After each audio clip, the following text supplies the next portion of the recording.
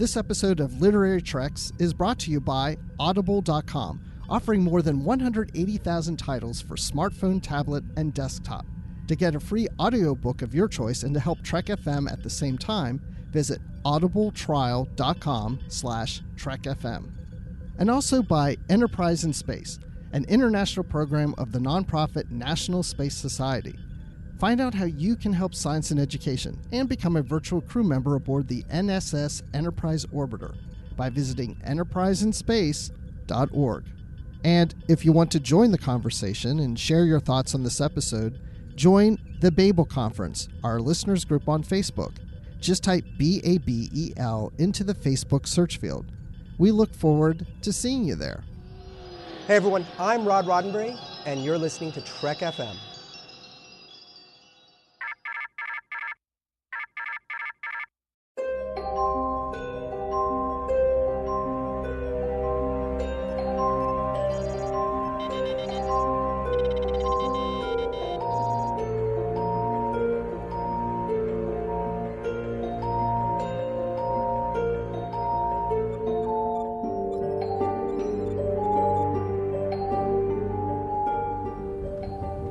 Are you taking all these books?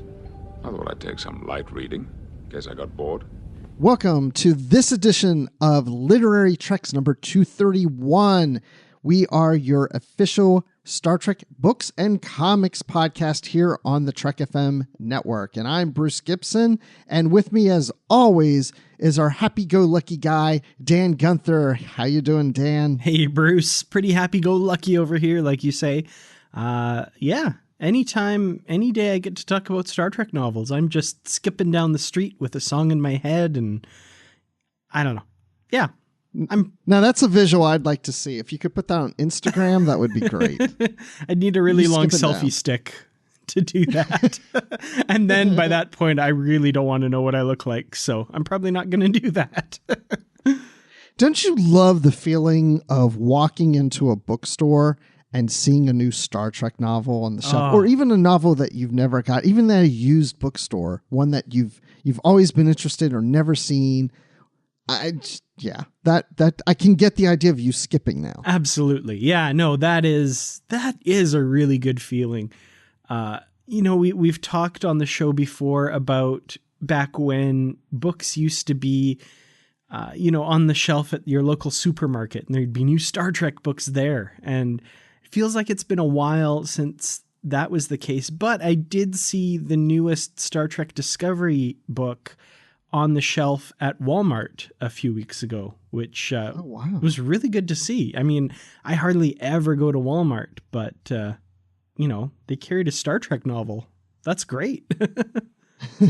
Walmart's your new favorite store because they have Star Trek novels. Whoa, well, won't go that far. Hashtag not a sponsor. Okay. Well, I'm here in Los Angeles for this recording. No, I did not come to LA to do this recording. I just happened to be in LA while we have to do the recording. So I'm here at the W Hotel in Westwood. This is typically my LA home. This is where I stay most times that I'm in Los Angeles area. And I'm supposed to tell you hello from Larry Nemecek. Oh. I just spent the last couple hours with him. Awesome. Well, you're probably, I would guess, not seeing him again on this trip, but if you do see him, say hello back. Yes, I'm not going to see him again. One visit with Larry on a trip is enough. He's got a lot of energy. I can understand. And those who don't know, they're like, wait, who's Larry Nemecek? Who are you talking about? He's Dr. Trek, and you've probably heard him on the Ready Room and other shows here. And he does Portal 47 and Trekland Tuesdays and all that stuff. So and wrote the Star Trek: The Next Generation companion. If you guys have that on your shelf. Yes, and Stellar Cartography and all these. He's just the best. He's just the best. Dr. Trek. There you go. So. And then, I said that we reviewed last episode, How Much for Just the Planet? And he said, And I said, that came out. He goes, oh, I thought it was, you were doing a lot of old novels. I'm like, well, we are, going back. We did that one. He goes, well, that was 90s. I said, no, that was 87. And he debated with me. And then he remembered and he said I was correct. And I was like, there you go. I stumped the doctor. Nice. I would love, I don't know if we could do it as a special episode of what show it would be, but I want to do like a trivia face-off against him because I feel like there's not many people in the world that could beat me at Star Trek trivia. That's right. I said it. I put it out there. Bring it. Don't at me. But I feel like Larry Nemeczek is someone that would probably beat me at that. But maybe not. I don't know. We need to set that up. That would be a lot of fun. Okay, we'll try to figure how to do that since you both will be at Star Trek Las Vegas. Ooh. So. Uh-oh. Live. Maybe we can do it from there. Now, he's not an expert on the books, granted. It's more the TV shows and the movies. Oh, yeah. So no, we'd keep that. it to canon track. I'll exceed that for sure. Okay. He's going to kick my butt, though. I'll just tell you right now. Well, I don't think he's ever read A Time to Die, like we're going to cover on today's show, because we don't have any news. This is basically our news, is just what we're doing, what we're up to. Yeah. So we'll just go right into the feature. Why waste any more time? Let's just do it. Sounds good.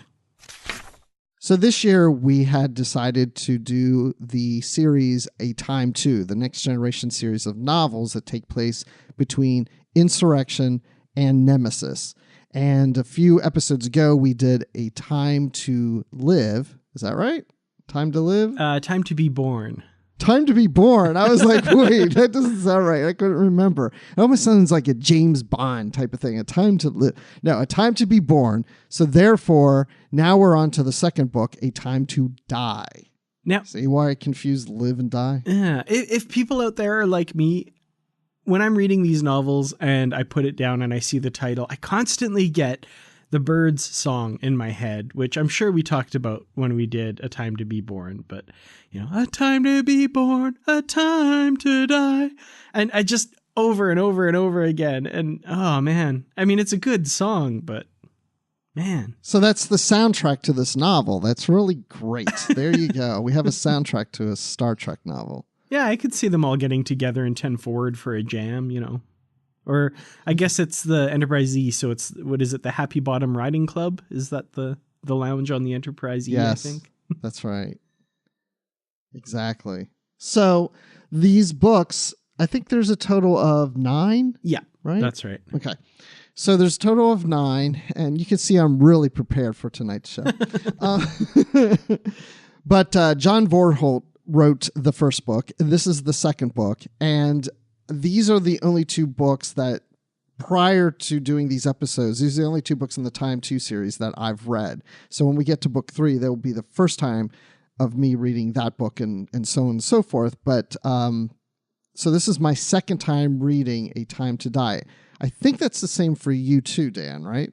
This is actually my third time reading it because on 2 previous occasions, I intended to go through the whole series. And the first time, I think I was halfway through book 4, but I can't know for sure. But the second time I read the first 2 again. And so, yeah, this is my third time reading these first 2. So, yeah, I'm pretty familiar with the story by now. Okay. Well, let's get into it a little bit here, and then later we will say, when we start to get to more spoiler territory, if you want to tune out and read the book and come back later, that's great. So we're not going to spoil it here in the beginning of the feature. So I want to talk about Wesley because he's really the main character of this book. He's a prominent character in book 1, but I think in book 2, he really becomes more the lead character than I think he was in book 1. So his motivation in this book is to save the Enterprise. Shocking. I know. You can't believe it, right? Wesley wanting to save the Enterprise. And now this seems to be like one of the sole purposes of this character is he's always trying to save the Enterprise. And I loved how we got Wesley in the first book. He's now a traveler, and we see him as a traveler in the first book, and he's trying to help the crew out. And even at that point, as that book started off, he saw I'll just say a vision of the Enterprise exploding, a future premonition that the Enterprise is going to explode. And so he's been motivated to kind of help the crew out and try to save the ship and prevent that from happening. But I think when we get to this part of the book, it's even more of a driven motivation for him because he's constantly, I guess what I'm getting at is we're getting into the action of the book. So it's a constant rescuing of our crew members and leading them in different directions and taking them to different places. And he's jumping all over the place because he has the power to transport himself from one place to the other. And it got to a point that it seemed redundant. It seemed like every scene he was in, he was like, I'm transporting out, and he's gone before anybody could say goodbye to him. Yeah. I didn't like him in this as much as I did how the first book started off. I feel exactly the same way. The first book, it was a novelty, and it was a really interesting way that they used his character and his powers. And yeah, in this one, it just becomes a well that they go to over and over and over again, to the point where it's just, anytime they're in a situation, Wesley can just kind of pop off and leave and come back and take people with him and come back. And the only thing that stops him a couple times is, wanting to keep his identity a secret from the, various people around him and various adversaries they come up against. So, it just becomes kind of, I think, too easy a plot element to use. And they do use it a lot. Like it just, any situation they're in, they're able to get out of via Wesley. Right. Something bad's about to happen. Wesley's like, okay, I'm going to transport over and take care of this. And then somebody's in deep peril. Okay, I'm going to grab you and take you back to the Enterprise. It's just, I don't know what it makes me think of. I feel like it's reminded me of something, the constant coming and going. Maybe it was almost like a little too much like a superhero. Yeah, maybe something like that. I do have to say some of the tension in this story comes from Wesley's kind of knowing in the back of his mind that every time he does this, he's supposedly getting further and further away from being able to be a traveler anymore, which is where a lot of that tension comes from, which, we'll talk about later in the novel too, when we get into more spoilery stuff. But, I guess as a motivator, as a bit of tension to, keep him from using his power, it's pretty good, but it doesn't keep him from using it. He kind of goes like, every time I do this, I feel like I'm getting further away from being a traveler. Oh, darn. Oh, well. And then he just keeps doing it. And there doesn't seem to be any real consequences that we know of. And I don't feel like this is a spoiler, but we saw in the first book, he was hiding himself from everybody as disguising himself as this Ensign Brewster. And he's doing the same thing here, but over time he kind of starts to reveal himself. Yeah. And it was almost like, well, why was he even hiding his identity in the first place? It just felt like, because once people were like, Wesley, you're here. Yeah, I know. And I was hiding, but now you know that I'm involved, so I got to get you out of here. Yeah, like I feel like a lot of the stuff that the first book kind of set up that was really interesting and really good, this book just kind of waves away a little bit. It's kind of like one of those cliffhanger shows that leaves you on a crazy cliffhanger. And then the next week they're like, oh, actually everything's fine, or not fine, but our heroes aren't in as great a peril as we thought they were last week kind of thing, which I guess is kind of part and parcel with cliffhangers. That's kind of what they do. But it was just it took the wind out of the sails of this story a bit for me, where, just it kind of deflated and it didn't matter as much, it seems. Yeah.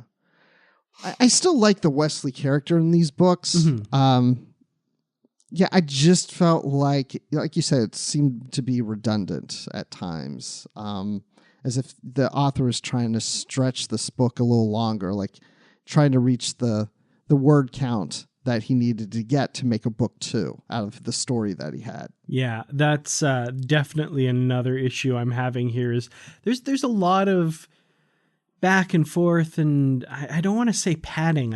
I don't know if that's the case, but there seems to be a lot of superfluous story here that I feel could have been trimmed back a bit. I don't know. Yeah. Well, I know one thing about what you had made a note about Wesley. Now, his identity is hidden from everyone on the ship, including his mother.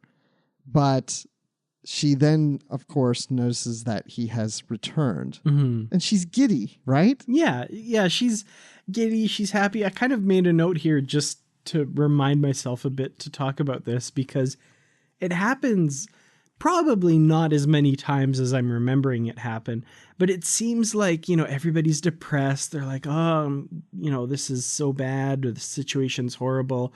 And then Crusher, who knows her son's back and is helping them out, will say something enigmatic like, oh, we have an ally that we never knew we had. And then the scene ends and goes somewhere else. But if we'd have stuck with that scene, like Riker or Troy would have turned to her and been like, what are you talking about? And then well, I don't know. I can't, like, it's just, there's these really silly little bits that just kind of drove me a little bit nuts in this story, that it's like when the villain is laughing at the end of a scene and the scene fades to black and goes somewhere else. If that scene had continued, it gets awkward and weird. And then, like, why are you laughing like that, staring off into space? Like, it's one of those tropes that just because that scene's ending and we go somewhere else, those characters don't cease to exist. It's a little thing that just really bugged me in this book. It's like we have a drunk Beverly Crusher in a sense, because there's times where the crew is just worried, oh my gosh, this is a terrible situation. We have to figure our way out of this. And Beverly Crusher's like, I'm sure it's going to be okay. Don't worry. Just imagine she's having a drink. She's like, don't worry about it. It's all going to be fine. Yeah. Because she knows, like, oh, Wesley's taking care of this. And yeah, there was times where he's Brewster in the room and she would give him little looks while the other crew's there. And then, oh, wait, I hope I didn't give anything away by looking at him in that way. And even Wesley's like, oh, gosh, I hope Mom didn't give away anything. I really think that if, Troy were on top of her game, she would have figured this out, or at least known that something really weird was up, Why didn't Troy sense Wesley? And you could say, well, he's a traveler. He could hide himself from Troy. But yeah, why didn't she sense from Beverly this motherly love that she's feeling right now, and this contentment? Just great joy and happiness. Yeah, no, it gets a little bit frustrating. But like you say, they kind of do drop that as the story goes on and Wesley reveals himself to the rest of the crew. So, we don't deal with it for long. But again, then that has the effect of kind of undermining the tension that they'd built up in book 1 with him having to keep himself secret for some reason. So, yeah. It's a trade-off that I don't think works very well. Because if he knows that what he's doing could end up losing his traveler powers because he's violating the rules, then, well, he knows that's going to happen. He's just trying to be quick to help them out as quickly as he can before they catch up to him and take his powers away. So what does it matter if they know it's him? Right. If it's not him or whatever. Yeah. I don't know.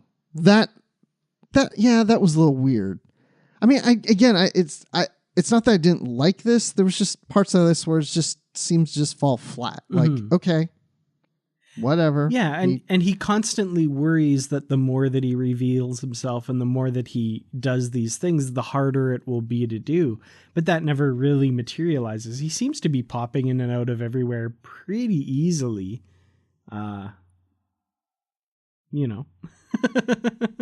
It's almost like one of those horror slasher movies where everybody's like just sneaking around and all of a sudden the Freddy just shows up, kills them, except Wesley just shows up and saves them.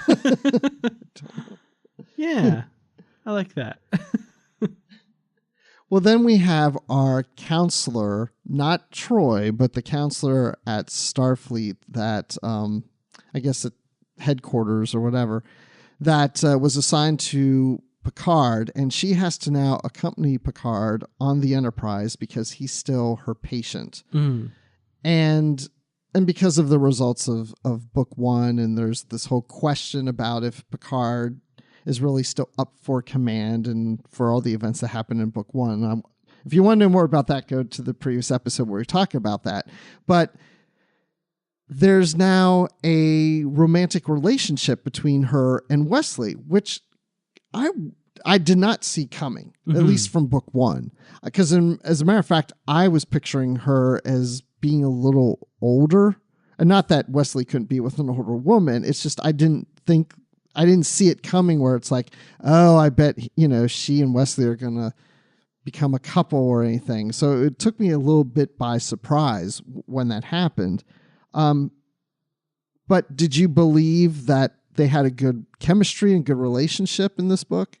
Yeah, this is one of those things that, again, it just sounds like I'm finding fault with this book, but this relationship is just, they're basically declaring their love for each other in this book. And maybe that's a bit of a spoiler. We're getting more towards the end of the book when that happens, but the seeds are planted throughout this book, and, they have a physical relationship and they do get close, but it seems to happen really, really fast. And I don't really get the relationship. Maybe there's some infatuation there or something like that, but it doesn't seem to be built on this deep foundation or anything like that. So I had a hard time buying that. I know Star Trek does, the really fast fall in love story a lot. I mean, Kirk had Edith Keeler and Raina Kopek in the original series, and all these, he falls in love over the course of an episode. I guess that happens, but it seemed kind of out of left field. And then, and we'll get more into, of course, when we get into spoilers, the whole culmination of everything felt, I don't know, we'll get there. I like the relationship between the two. I did feel it went a little too fast. It did just seem to come out of left field. Wesley took Colleen to show her what had been happening with this ghost ship that was revealed in book one, and to prove to her that Picard was right, that he's not crazy and that he didn't make any of this up and that he was correct. I didn't get the sense at that point that there was maybe something developing between the two. But then when she gets on the Enterprise, it just seemed really quick. And I don't know if it's that I felt that she was more pursuing him than he was pursuing her. Mm-hmm. Because I think she realized, what he was, and she liked the abilities he had as a traveler. Yeah, and that's kind of what I meant. Maybe there's some infatuation and some, fascination with his abilities and stuff, I guess. Yeah. But I don't want to chalk it up just to that, because that's probably selling her feelings a little short. But yeah, I don't know. Yeah, and then I don't even remember how it happened. Just all of a sudden, it's basically she shows interest and he does too, and they're knocking boots.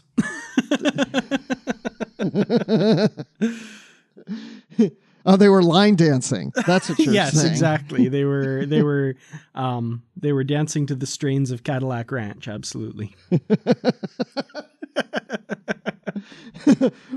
You've never seen that in a TNG episode, have you? No, absolutely not.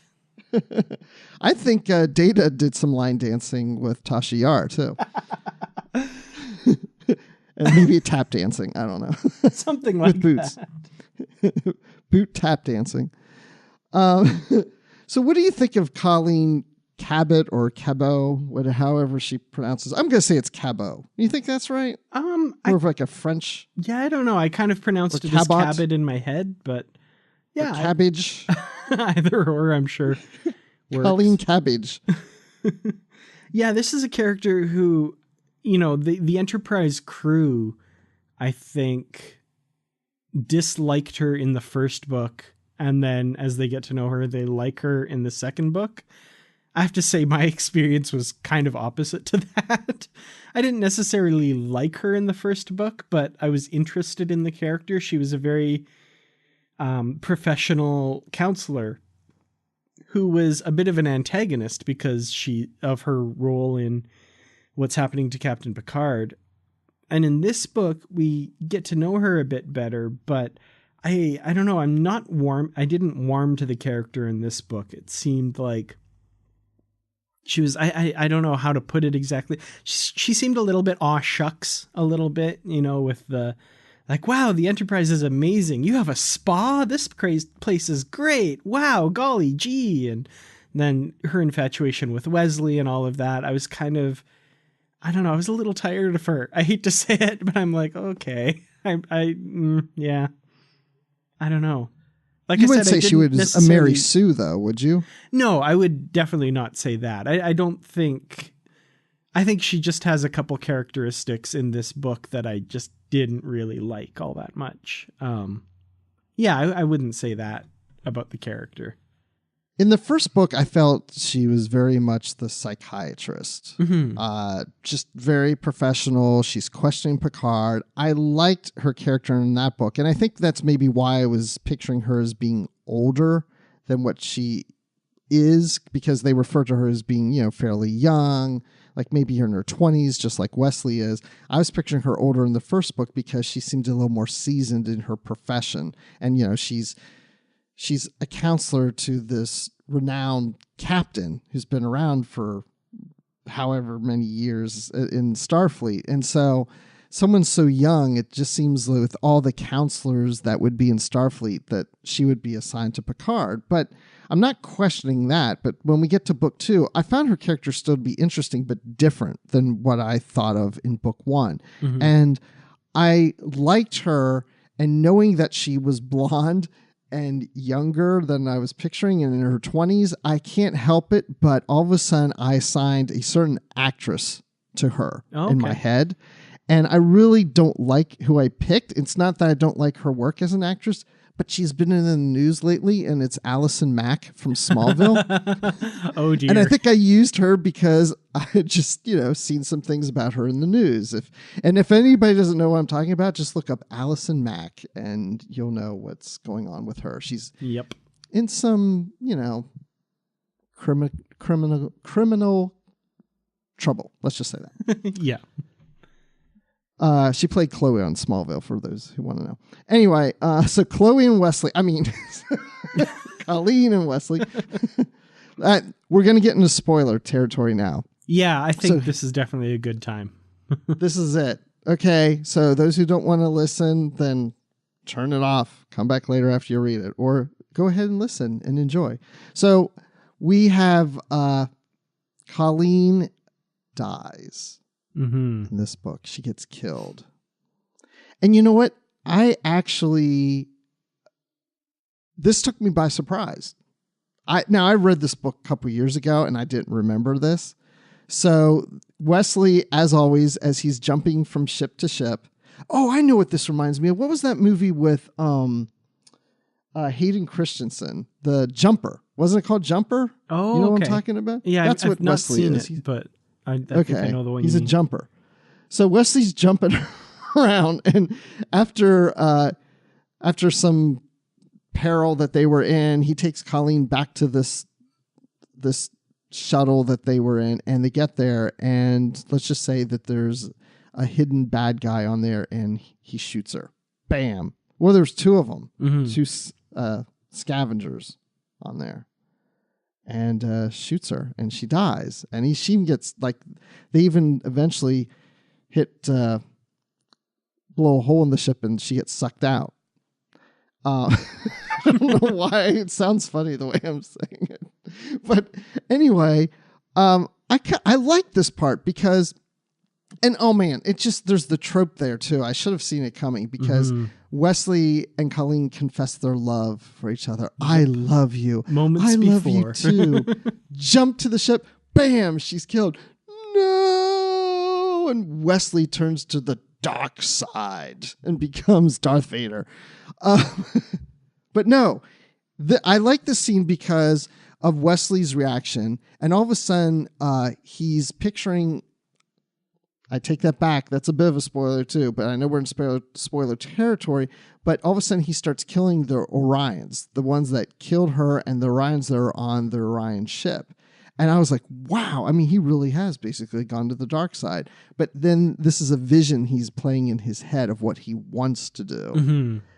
But that scene was really dramatic of her dying, his emotional reaction, and then him going around killing Orions. That was pretty powerful stuff. Yeah.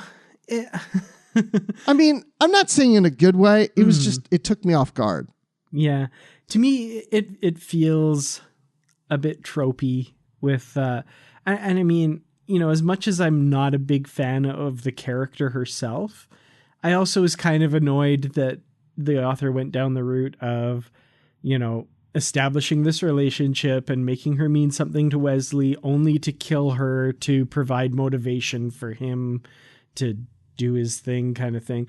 It's just, it like, I don't know if I'm using the term totally correctly, but you've heard of the term fridging a character, you know, and it's just all motivation for the main character to, you know, it bugged me a little bit, I have to say. As much as I didn't really like the character all that much, to have her just kind of thrown away and used that way was a little annoying to me. But it was definitely powerful. That it brought out some very that scene you're talking about where Wesley's picturing what he's doing to these Orions was incredibly powerful. And yeah, it shook me a bit. And then you realize, oh, okay, it's not real, but still, that's what went through his mind. Like, that's crazy. I love it. But it's still just in the back of my mind. I'm like, really? I don't know. I guess I was taken by surprise by her getting shot and killed, because when they said she was shot, I figured she probably isn't dead. Right. Like, how many times do we see our main characters get shot and it's like, you know, they're in the shoulder and, you know, oh, I can't help you right now. And, you know, so then Wesley would be like, you just lay there and I'll take care of, you know, whatever. But it was like, boom, she's dead. You know, yeah. And I was like, whoa, yeah. And they blew the hole in the ship just to make absolutely sure that we knew. Right. And she gets sucked out. Whoa, okay, she really is dead. Okay, or are they going to try to bring her back? Nope. Why not? I mean, they don't have to bring her back. So, and then when he goes killing the Orions, I was like, okay, that's not very Star Trek of you there, Wesley.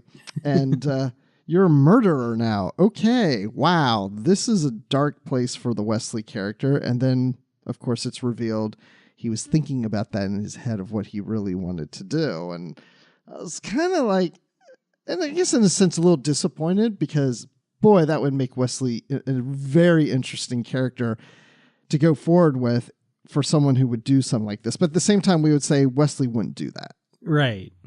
Yeah. I liked the way they went with it, because I didn't, like I said, this is my third time reading this book, but I didn't remember that exact part and the way it went down. So, you know, yeah, when he starts killing those Orions, my mouth's agape staring at the book while I'm reading that part. So yeah, it was used to good effect there for sure. So I was picturing Wesley Crusher and Chloe from Smallville against Shrek. I mean, I have all these crossovers. No, I didn't picture Shrek. I'm just kidding. So in our Goodreads group, I put it out there for anyone who had read A Time to Die to ask if anybody had any questions or any topics they wanted us to discuss on the show. And I think this would be a good place to bring up what Brandon Harbeck asked in Goodreads. And he had a couple points. So we'll touch on this first one because it relates to the relationship not between Wesley Crusher, well, I guess, yeah, between Wesley Crusher and Cabot. And he wanted to know about how we feel about the relationship between the two and how it developed, which we pretty much covered. But, you know, he says that this was one of the main criticisms of the novel in Trek BBS in the past decade. And he was wondering how it struck us in this reading. And he said he never had a problem with it himself. So I want to, we basically have already covered that, but I'm just wondering what was probably said in Trek BBS. I tried to go back and look, and I couldn't find anything on it. But I was also wondering about the relationship between Crusher and Colleen Cabot, because Crusher at first doesn't like her, but as soon as she finds out that she knows Wesley and is dating Wesley, she seems to fall in love with her too. Yeah. I think I've made, my feelings on their relationship, like Wesley and Cabot, kind of clear, I guess. I'm not totally opposed to the relationship. I just felt it moved really fast, and and then the way it ended felt like it was just used for this bit of extra pathos to me. But all that aside, it's something Star Trek does pretty commonly, so I guess it kind of fits. But yeah, Beverly and Colleen and their kind of relationship, I hadn't really thought of that angle. It's kind of interesting, and I like that idea of, Wesley is I don't know how old he'd be at this point. He was probably 20 when he last appeared in The Next Generation, when he was leaving Starfleet Academy. So this is probably like 10 years later or something like that. I remember them saying it had been 7 years. Oh, okay. So late 20s, probably, somewhere in there. And I think that's an interesting time period for like a parent-child relationship. And especially in the case of Wesley, this is somebody who's gone off on his own to the nth degree. Like, he's gone off on his own, and left the nest for sure. And so that idea of Crusher seeing her son come back, but at the same time also falling in love with this woman, that's an interesting thing that I kind of wish this book had maybe delved into a little bit more, was Crusher's feelings about all this. We do get a bit of that for sure. But, I think Star Trek has done parent-child relationships really well in the past. So that's something I would have liked to have seen a little bit more of, maybe. Yeah, Dr. Crusher has been missing Wesley for, again, 7 years. She hasn't seen him through all this time. And the first book ended with Wesley revealing himself to Beverly that he's back and he's here to save the Enterprise. And that's the last line of the book, is him saying that he's there to save the Enterprise. So now we're into this book, and she knows that her son is back and he is well. And she also knows of his disguise as Brewster. And she, he's not with her all the time. He's doing his duty of trying to save things and correct things and prevent certain things from happening. So she knows he's out there, and she knows he's in a certain amount of danger. But then Colleen says something while she's near Dr. Crusher that kind of reveals a little hint to Crusher that, oh my gosh, I think she knows that Brewster is Wesley, and she's been talking to Wesley. And my sense is that Dr. Crusher has been so desperate to reconnect with her son again at this point, knowing that he's back, but she's not going to have the time with him and to know what he's doing. But she sees Colleen as that conduit to find out where Wesley is and what he's doing, because if there is this romantic relationship, it's going to bring him back to the Enterprise, and to her probably more often than he would to his mother. So going back to the parent-son relationship, I think she knows that Colleen's going to probably end up having a closer relationship with Wesley because he's older now, and he's going to come to his girlfriend before he comes to his mom. I like that. Yeah. And there's definitely that aspect to it for sure. And especially coupled with Wesley's belief that if he pursues this relationship and becomes closer to his human side, he'll no longer be a traveler. So I kind of almost wonder if in the back of Beverly's mind, she's, kind of hoping that happens, and I wish we kind of got that from Wesley too, because if Wesley knows that he's going to lose his powers and he's now in love with Colleen, I think I would have liked to seen Wesley not just come to terms, well, I may lose my powers to save the Enterprise, but it's worth it. But now I want to lose my powers so I can be with Colleen. Mm-hmm. Yeah, that would have been an interesting angle for sure. But that was never really explored, as far as I can tell and remember. But Brandon also had a second point, separate from that. But he asked, did this duology effectively communicate that this series was a bridge between Insurrection and Nemesis, either through the marketing or in the writing itself? I thought this was an interesting question because we know, I don't recall, and I don't have the book in front of me. Does it mention, at least in book 1 or in this book, that this series takes place shortly after Insurrection? Because in the story, I remember at least in the first book, there was mention about the Baku, and they had just dealt with that maybe a year earlier, I think. Yeah, the marketing and stuff and the back cover blurb of all of these books tend to mention Nemesis a bit more, kind of saying that this is setting up what we see in Nemesis. So, for example, the back of this novel says, on the cusp of their epic battle with Shinzon, many of Captain Jean-Luc Picard's longtime crew were heading for new assignments and new challenges. Among the changes were William Riker's promotion to captain in his new command, Riker's marriage to Counselor Deanna Troi, and Dr. Beverly Crusher's new career at Starfleet Medical. But the story of what set them on a path away from the Starship Enterprise has never been told, until now. And I do remember when these were coming out, it was kind of a reaction to all of the changes that Nemesis had. And it was kind of like, well, let's tell the story of how they got there. So I seem to remember them kind of pushing it as that way. And then, the back cover blurb does mention that. I remember that too. I remember it was marketed or referred to as almost like a pre-Nemesis series. Like you're saying, setting up the things we saw in Nemesis, especially with Worf. Because, Worf was an ambassador after we saw Deep Space Nine, and now he's on the Enterprise again. How did Worf get there? And, how did Riker get command of the Titans and Troi and Riker getting married? All those things, which we have yet to explore in these two books, and Worf isn't even a factor in any of these two. But I don't know if I heard something or whatever, but my impression was that these books took place a year before Nemesis.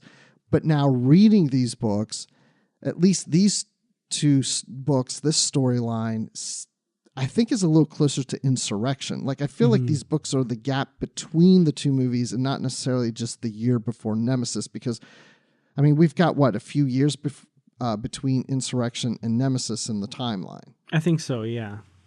And, yeah, it kind of makes sense that this feels like it's a little bit more immediately post-Dominion War, kind of in that period in there. So yeah, they mentioned that about the Dominion War. Yeah. Well, of course, a lot of this is the wreckage from the Dominion War that were around. And it feels like this story should take some time. I feel like these two books probably don't take a lot of time, but I think to make sense, they should take more time. So, the Enterprise is on duty at this battle site, and then this incident happens, then they go back to Earth, Picard's relieved of command, and then they get back on the Enterprise eventually and head back out. Like, I feel like that should be a good couple months kind of thing. I don't know. Yeah. Did that feel like that's what it was? I guess some time does pass in the two books, so it's possible this could be, a 2 to 3, 4 month thing. Yeah, it's not specifically told the time, but that's the impression I got too, is we've got maybe a couple months. Yeah, okay. I'm with you on that. And you mentioned Picard. So what do you think of Jean-Luc Picard in this book? Well, this was actually one aspect of the story that I found interesting, was the fish out of water story for Picard, where he's back on his ship, but it's not his ship at the moment. Riker's in command and Picard is, just a passenger. That doesn't really last very long in the story. We kind of get them separated from the Enterprise and on this mission on a, little kind of scout ship into the Rashonar battle site. But for that period where he's on board the Enterprise, it's an interesting bit of exploration of, how Picard's reacting to this, how he feels about being on his ship but not in command. And I would have liked them to have focused on that a little bit more. I think people who have listened to this podcast know that I really like deep character explorations.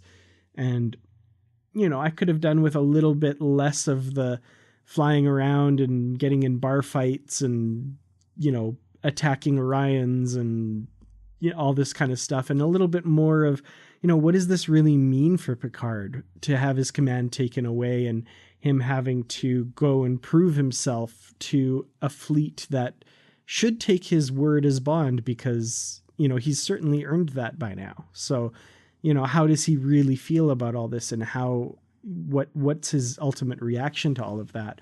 That's the exploration that I wanted to really see in this book.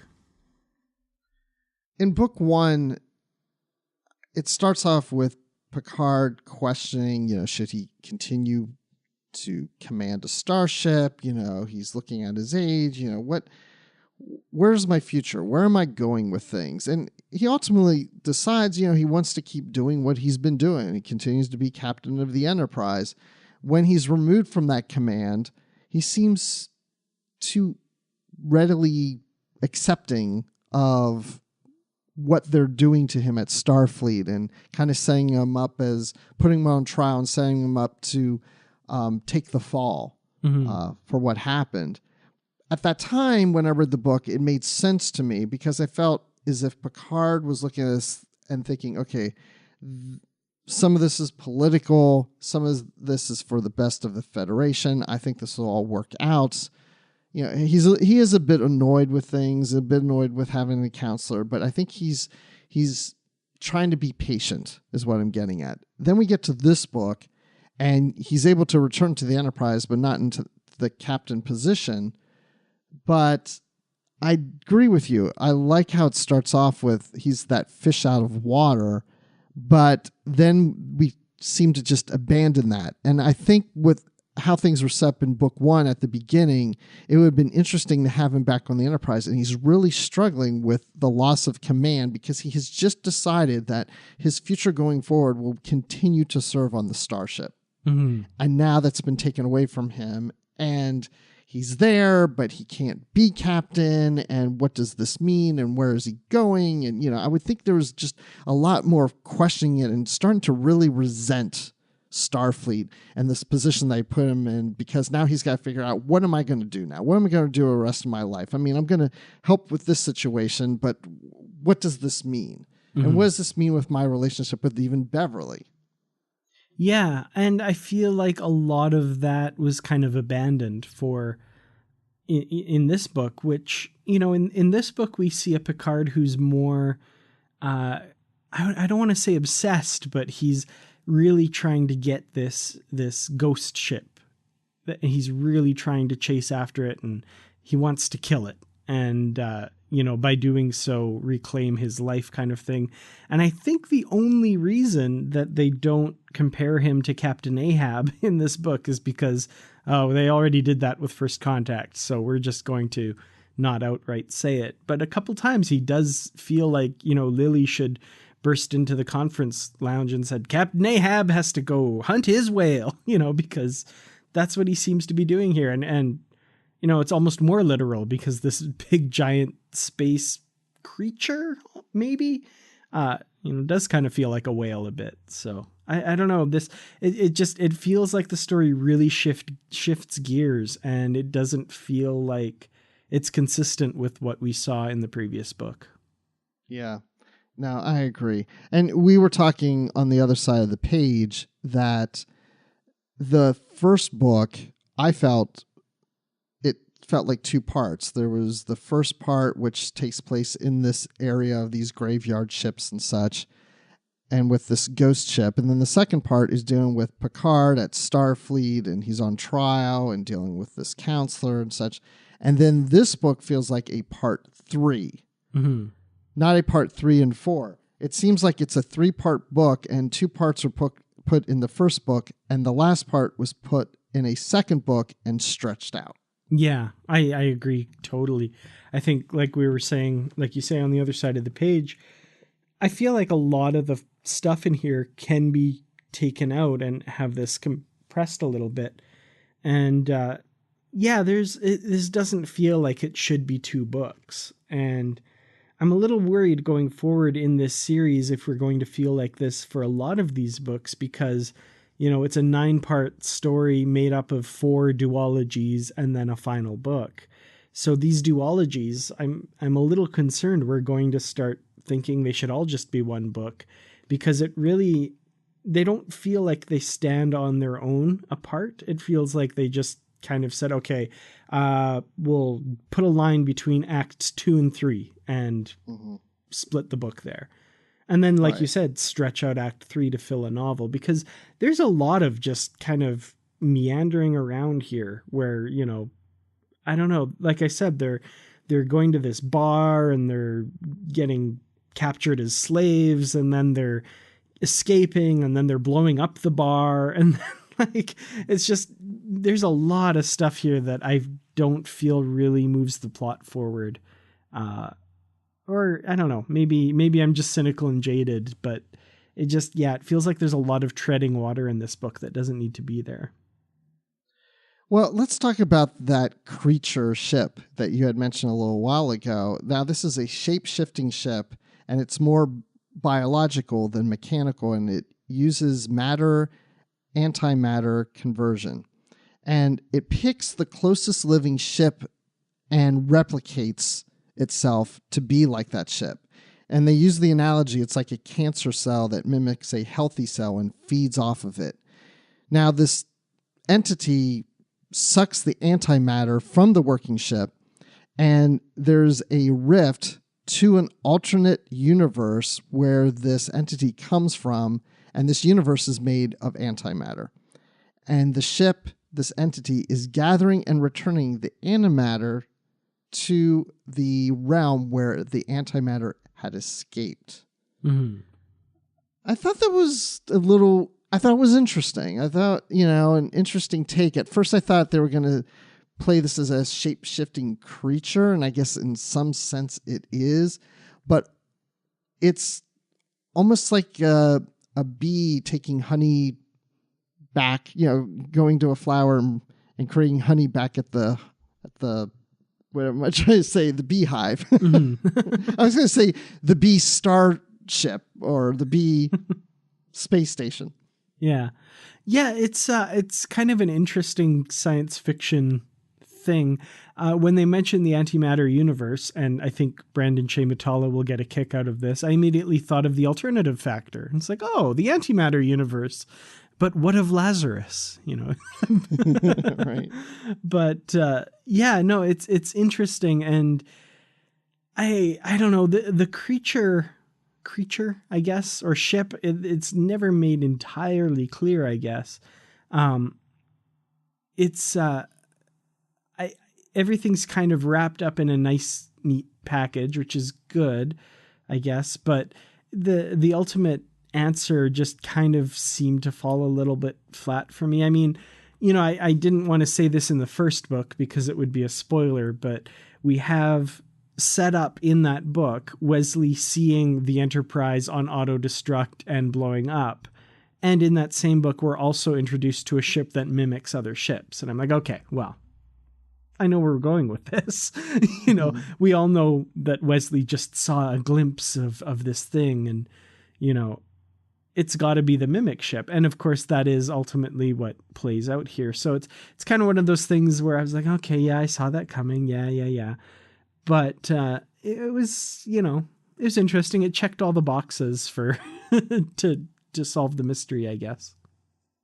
Yeah, I like it's an interesting concept with the antimatter and the ship. I didn't really have any problems with it. I like that it's from this alternate universe, and it's trying to reclaim things that it's thinking that's escaped from the universe and try to bring it back. And it's not really on a mission to try to destroy or kill people. It's just, that's what its nature is, to bring antimatter back to its universe. So, I mean, I kind of liked it. I mean, the fact that it can form itself exactly like a starship, to the point where we see Wesley go on to this duplicate Enterprise. It's like even inside the ship is identical, but at the same time, it's described as if, the paint is still wet.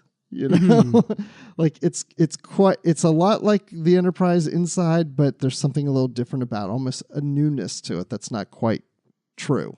Yeah, but at the same time, it replicates it so exactly that because the Enterprise's auto-destruct system is on, it's on the Mimic ship as well, and ultimately blows up, which I thought strained credibility a little bit. Like, I don't, that seems odd that it would duplicate it so exactly like that. It's very convenient and it works out well for the plot, but... Do you think if the ship existed in How Much for Just the Planet, that would have duplicated the spilled peppermint milkshake? Definitely. Yep.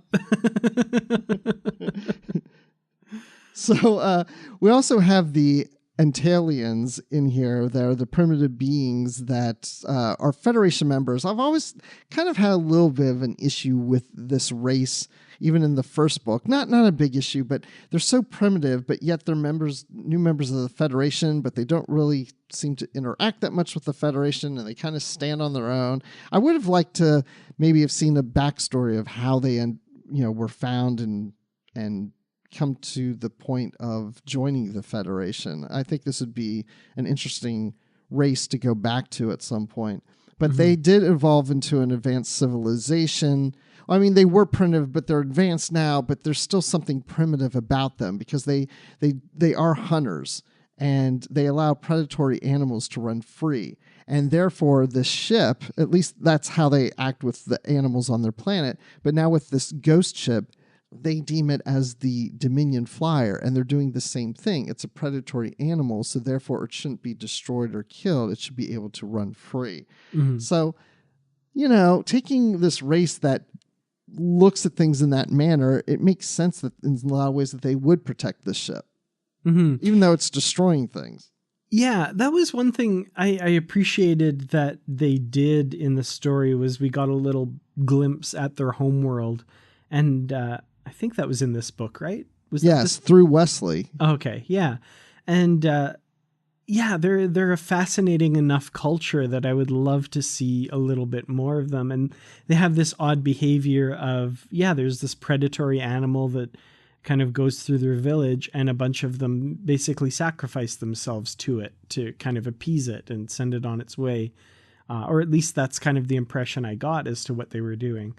And like you say, that holds true with what they do with this demon flyer, as they call it. And it's interesting. I like when Star Trek aliens have a completely different viewpoint from us and see the universe in a different way.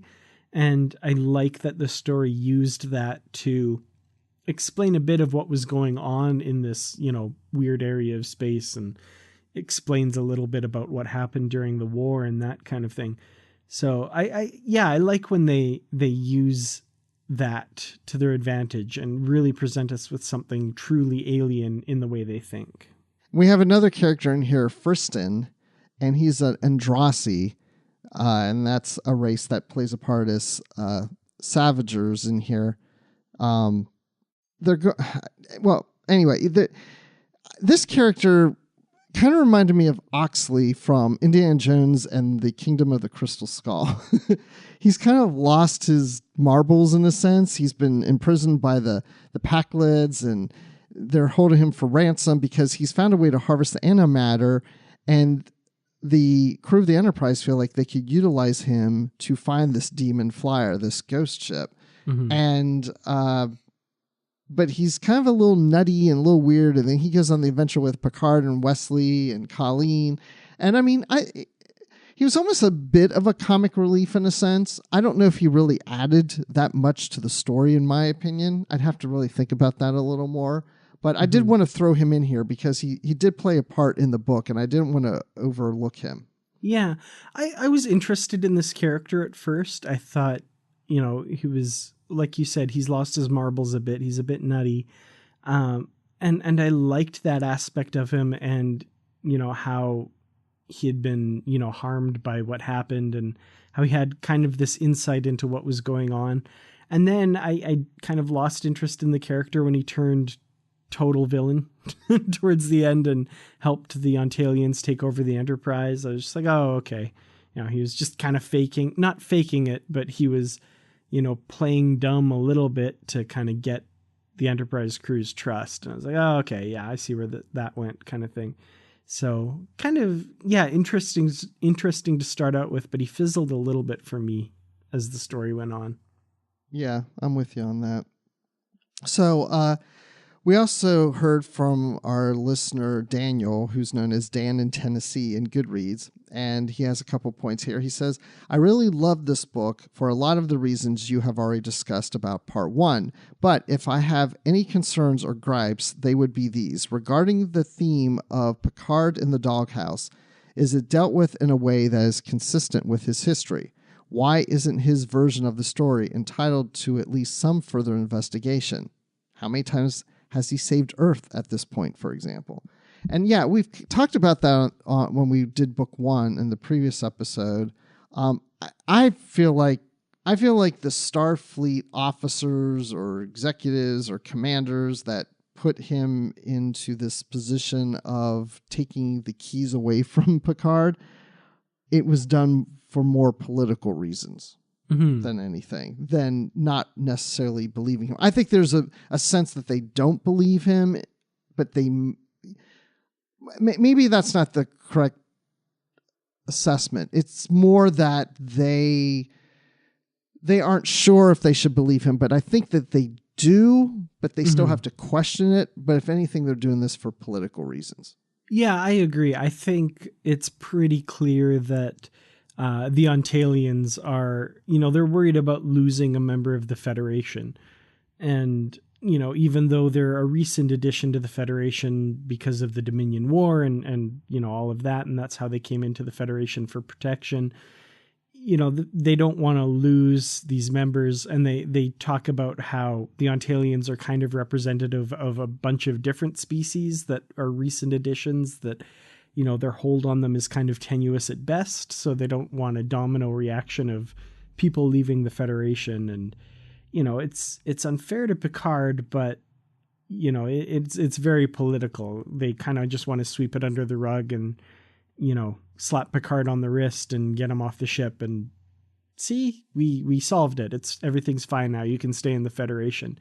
There's seems to be a lot more going on though too with Admiral Nakamura and all of this kind of stuff behind the scenes. And that kind of stuff, I feel like the book just kind of drops too at the end. Like we don't know, what Nakamura's real motivations were here. He seems like he's pulling some pretty shady stuff. Now, I honestly don't remember if that's picked up in later books in this series, if that's a continuing thing, or if that's just something that we don't ever get an explanation for. I honestly don't know. Yeah, of course, I don't know either, because I never got past this book, but we will know soon because we're going to do all the others. Yes, indeed. So the other point that Daniel mentioned was Data hands over the emotion chip, and is that really consistent with Measure of a Man? Why should Starfleet have a property interest in his emotions any more than any other officer? It seems to me that he complied too readily, which again just wasn't consistent with what we know as far back as season 2, and then that plot thread did not get resolved. And the fact that this plot thread did not get resolved in this book doesn't mean it won't in the future books. And again, we don't know. Maybe it will, maybe it won't. So I'll kind of leave that open as a possibility that we're going to find something more in these books. But I remember in the first book reading this, and even in the second book at the beginning when when Daya's talking to Geordi about the emotion chip, I mean, logically, the reason of, I was brought into Starfleet as is, the emotion chip is something that was added to me lately, so it's not really part of Starfleet property or my property. I don't know. He did seem to readily say, okay, if you need to take the emotion chip, go ahead and take it.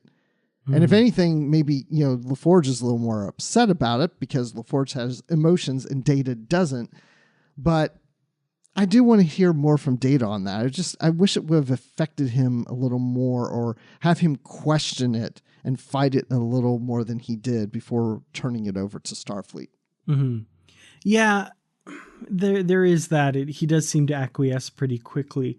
I do feel like and I could be totally wrong about this, but, this series of books is designed to set up what we see in Nemesis.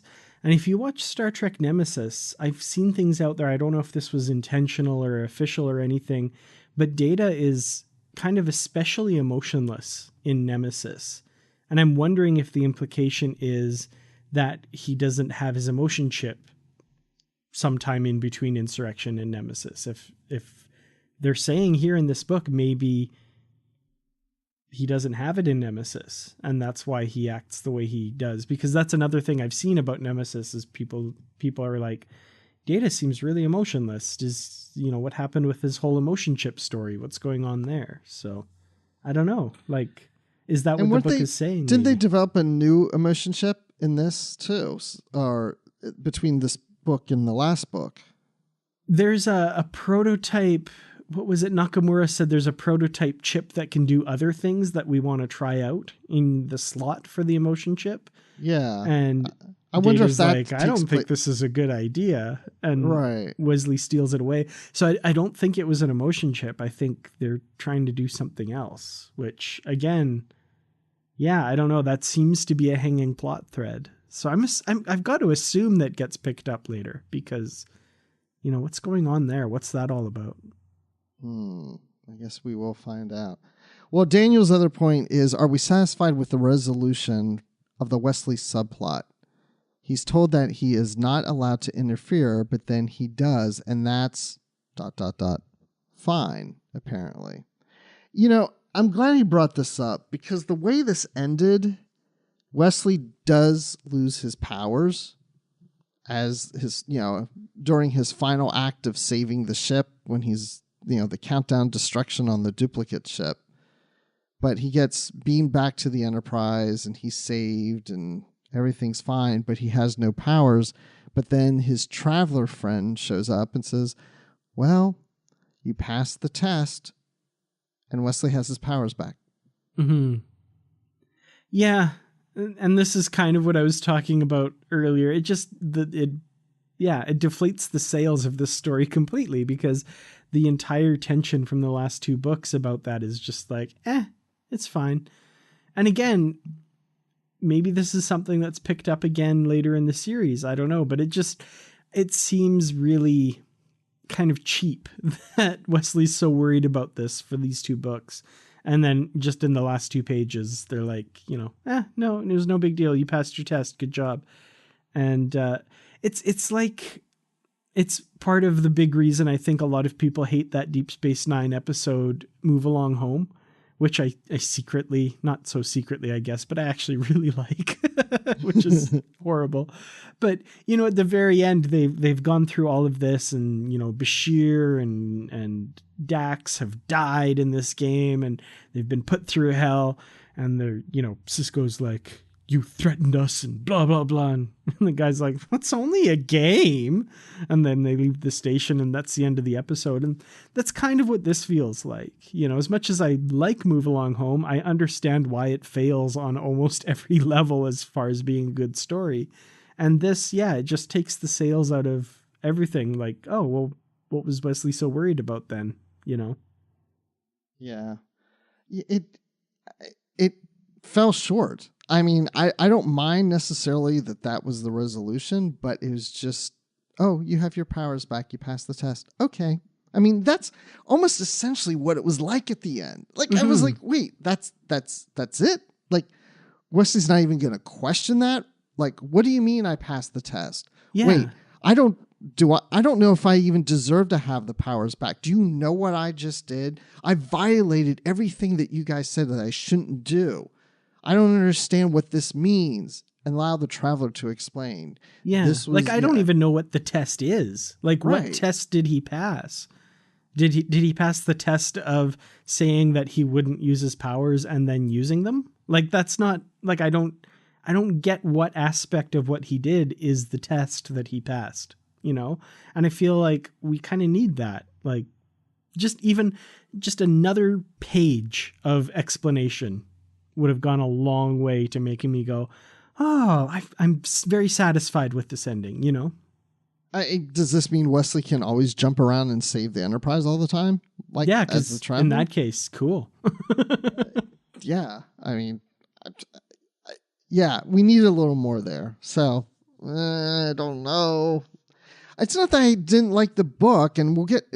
This is a good time to get into our final thoughts. It's just there's just. I think that's it. There was just times it was just seemed to stretch a little too long, or things were redundant at times, and then there's times where things just fell flat.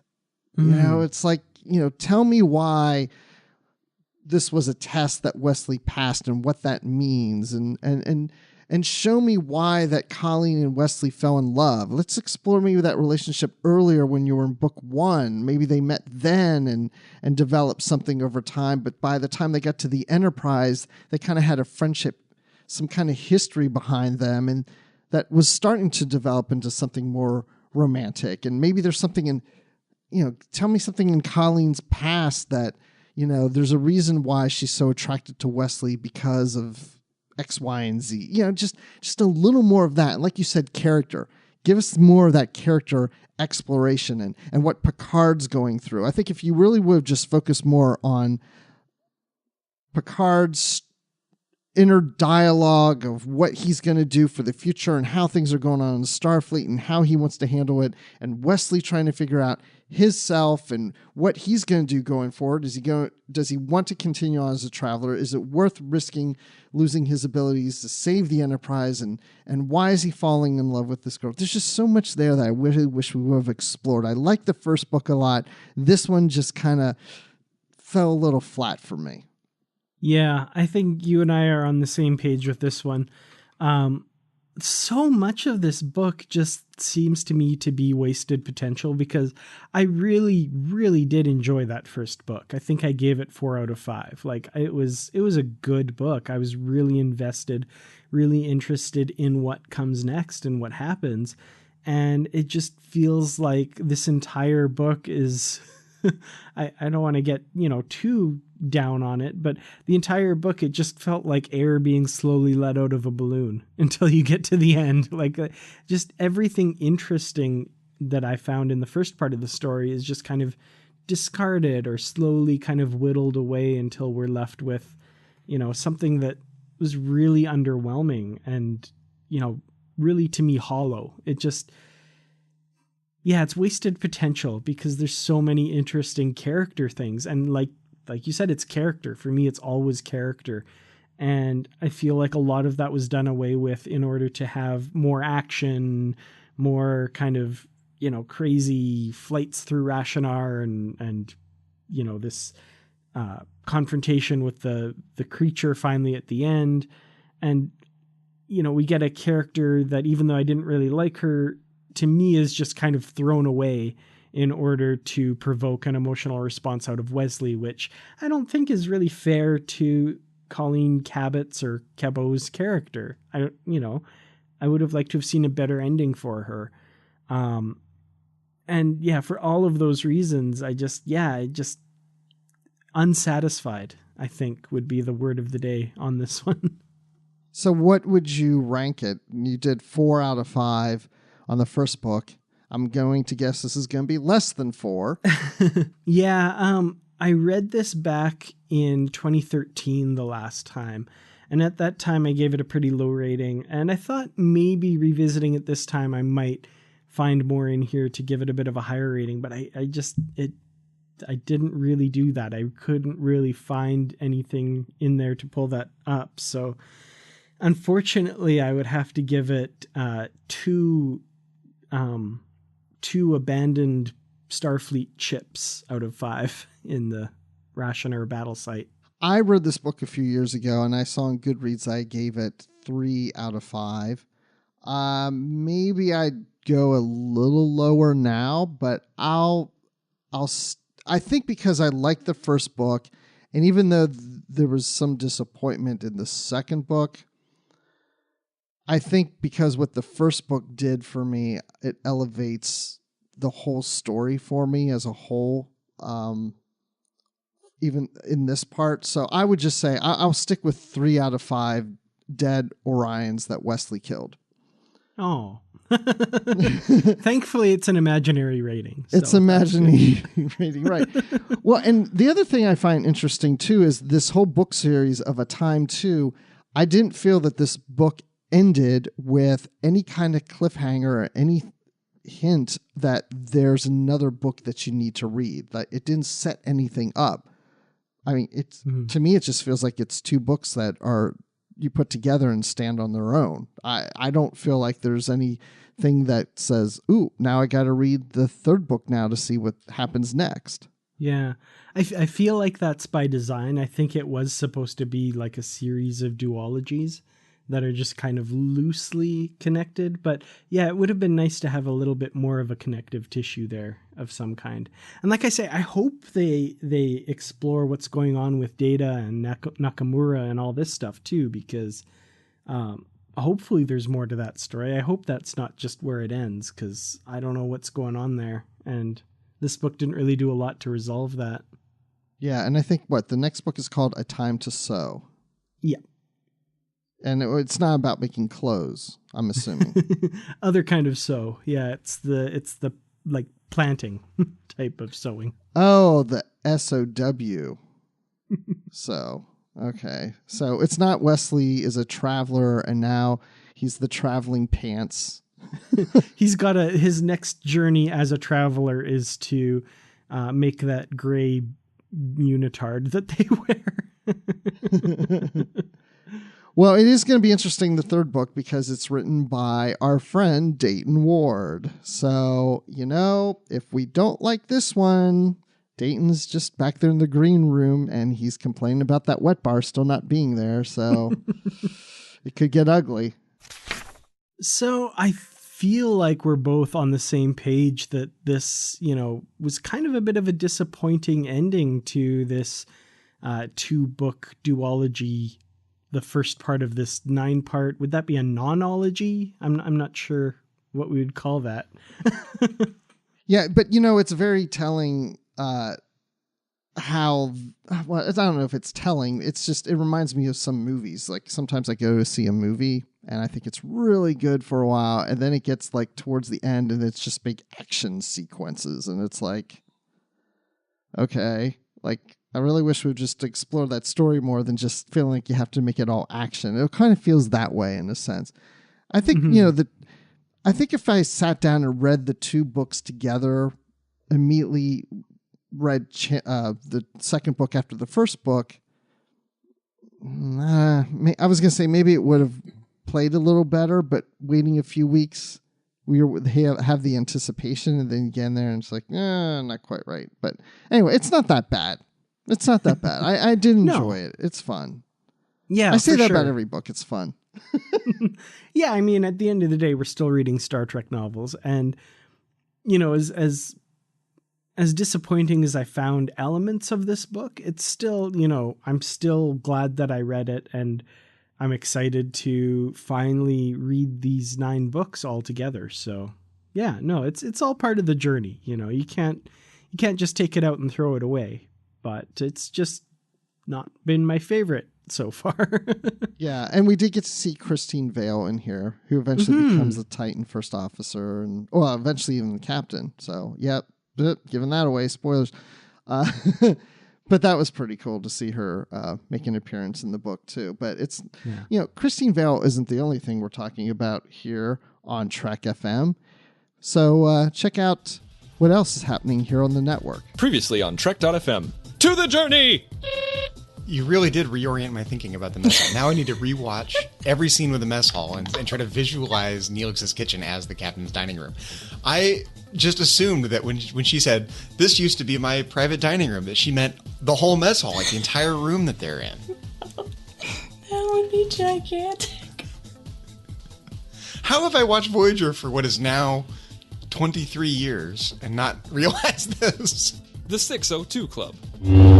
He can be soft and caring and then suddenly be funny and sarcastic, but he's, it's sort of that scene where he's with his therapist in the car and she's supposed to be evaluating him and he's saying, she goes, I love this just as much as the next girl, and then she said something like, who's that girl? Oh, the next girl. The next girl. The one who clearly is better than you. The Edge, a Star Trek Discovery podcast. Admiral Cornwall, let's discuss this more and, take off your comm badge. Who would do that to an admiral? And so it's how did he have that, knowledge?